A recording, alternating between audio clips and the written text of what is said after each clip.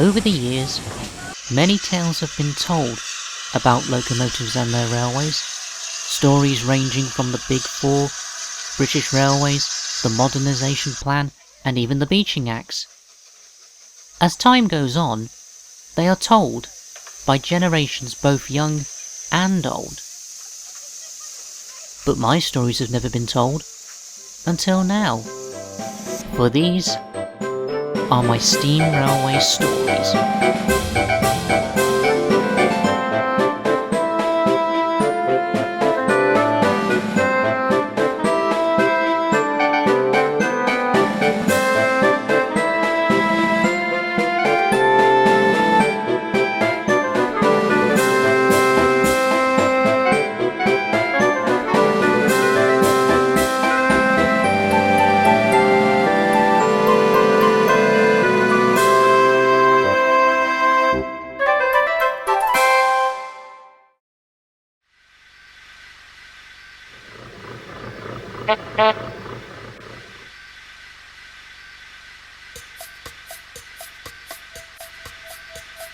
Dom the Hunslet engine was one of the most reliable engines on the Forest Light Railway.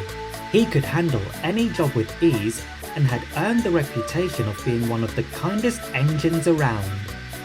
But one part of his past still haunts the little engine. Some time ago, Dom had opened up about it to Pavan after having nightmares about it. While he had felt a bit better afterwards, Dom still hadn't told anyone else about this, as he was still unsure what the outcome would be, but he still kept Pav's advice about standing his ground in mind. One morning, the engines were being prepared for the day when they heard a strange noise. What's that? I can't really tell, but it does sound familiar. Maybe it's a cat. I have never heard a cat purr like that before. That has more of a grindy rattling to it. The noise came closer and closer, until it was then followed by a horn. From there, the source of the noise emerged. Oh my! Is that? It is. Sure enough, it was. There, standing beside the trio, was a Class 8 diesel shunter. The engines were surprised. Dom, however, just reversed into the shed. Mr. Harris climbed down from the cab of the newcomer. "This is Rye. He has come here for trial. If he proves himself reliable, he will become a permanent member. Until then, I hope you all will make him feel welcome and comfortable." Everyone agreed, and Mr. Harris left the engines to introduce themselves. Dom just stayed silent. Nice to meet you, Rye. I hope you enjoy yourself here. Indeed. You know, we've never had a diesel before. Is that right? Well, it's a good job your manager has finally seen the light. What do you mean by that? Oh, didn't you know? It's 1997 and us diesel engines are revolutionary. The future. And yet, these preservationists still cling on to you like your family or something. Just face it, steamers. The time will come when you will all get tossed aside and forgotten about. Mark my words. Well, I'll be. What a rude engine. We were only trying to be nice, and he just goes ahead and belittle us. Well, if he keeps that attitude up, he won't last 5 minutes and will be sent packing. Sadie could only agree. As she left for work, Dom emerged from the shed. Dom, are you okay? You've been quiet since Rye arrived. I know him. Pardon? I know him. Rye was one of the engines who worked in the same marshalling yard I worked at. The same marshalling yards where Taylor harassed you? Yes. While he wasn't much of a harasser like Taylor, he was still rude, cocky, and obnoxious. I don't know why Mr. Harris would even consider... Wait a minute. What is it? You don't think... What? Wait. You mean... You think that he... I don't know. But if that's the case, goodness knows what could happen next. Dom steamed away, leaving Pav deep in his thoughts about the situation. Meanwhile, at Apple Green Junction, Rye was having his tank refueled when Sean, the scrapyard engine, pulled in. Oh, hello there. You must be the new engine. Yes, and I don't have to talk with engines of the past when there's work to be done. Hey, that's not very nice. I was only saying hello. Who's asking for your opinion, Kettle? Before Sean could reply, Mr. Harris stepped out of his office to speak to Rye. Right then, Rye. For your first job, I want you to go to Eversley Colliery and collect some coal to bring back down here. Yes, sir. On my way, sir. Sean! Sean! Oh, hi Pap. What's up? Do you know where Mr. Harris is? He's just gone into the station buffet. Why? I need to talk to him about Rye. It's rather important. Meanwhile, Rye was slowly trundling along to the colliery. When Mr. Harris sees how good I am, he'll scrap those rust buckets and get more engines like me.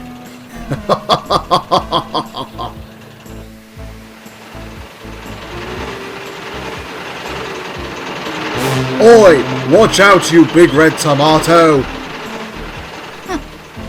Tinhead. Up at Eversley Colliery, Dom was helping Magnus shunt trucks. Like this morning, it remained quiet. Rye hadn't noticed him when he arrived and hoped that he wouldn't see him. What am I going to do? It's bad enough I was harassed by one horrid and quite frankly pathetic excuse for an engine, but now there's another one here. I just don't know how... Oh god, it's him. Well, this looks like the place. Not bad, I must say. I'd best get to... Wait a minute. Is that... Well, if it isn't my little chum Dominic. Hello, Rye. Long time no see, as the old saying goes. Yes, my old acquaintance. If it weren't for the blue paint, I'd say I didn't recognize you. We've got so much catching up to do. Where have you been all this time, and why didn't you say hello?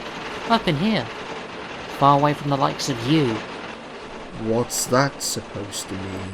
Don't you remember? You thought it was funny, didn't you? Thought what was funny? Don't play innocent with me.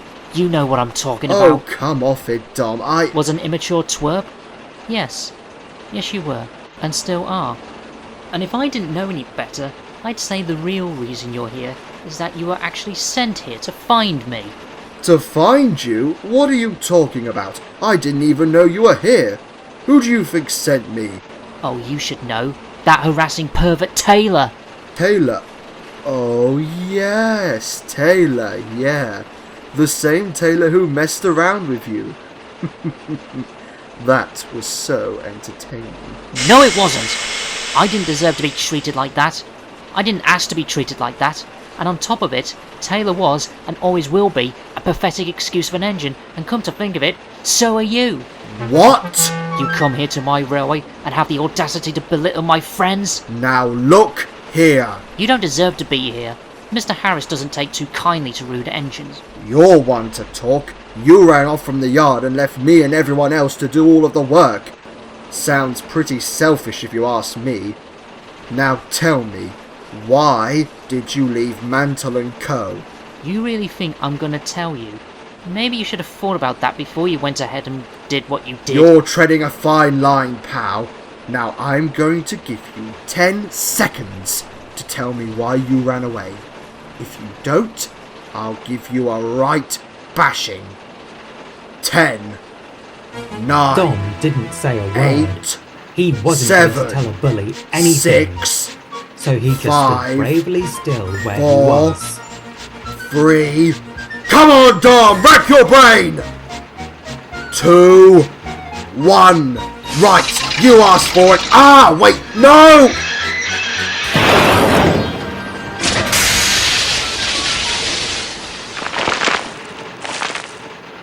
Looks like karma has finally bitten you in the back buffers. This isn't over, Dom. Just wait till I... What? What's going on? Some coal dust had gotten into Rye's motor and had clogged it up. Now he couldn't move until it was fixed. As workmen headed over to dig out the stricken diesel, Dom puffed away and without another word.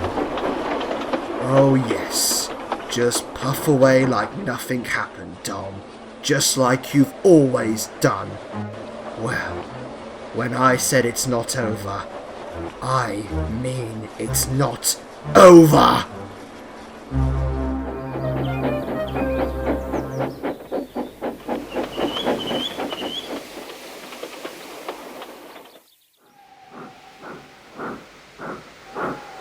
Are you alright, Dom? Did you see Rye? I did. After I heard what he had done to you guys, I decided to tell him what I thought of him once and for all. I'm guessing you told Mr. Harris about him? I have. Rye has been so rude to everyone today, including Sean, and he wasn't best pleased. As a result, he has sent Rye away, and in case you're wondering, I didn't tell Mr. Harris that you already knew him. Thank you, Pav. But you will need to tell the others about your past someday. You can't keep it locked away forever. I know, Pav, but how can I? What will the others say when I tell them? Don't worry about that. Once they know about what Taylor did to you, they'll stand by you. Like I said before, stand your ground and be the bigger engine. Pav closed his eyes and went to sleep. Dom remained awake.